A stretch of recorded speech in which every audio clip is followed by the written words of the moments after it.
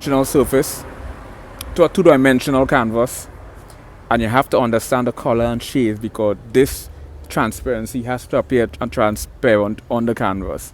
Simultaneously, it has to reflect what's in the background and also what's in the foreground.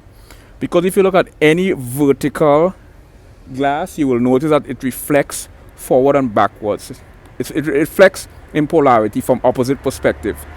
And if you look, when you look straight through the glass, what you notice is the contrast that face two-dimensional surface. Up-down is not taken into consideration, it's just front-back. So because up-down is excluded from the two-dimensional equation, we have to figure out a way to create three-dimensional depiction or illustration on a two-dimensional surface, a two-dimensional canvas. And one aspect of that is what I call the sacred geometric vanishing point.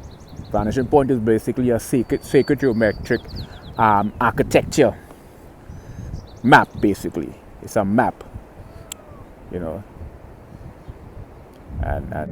Which is a non-linear, unorthodox algorithm. Basically, I published 27 chapters on a set of computational inputs.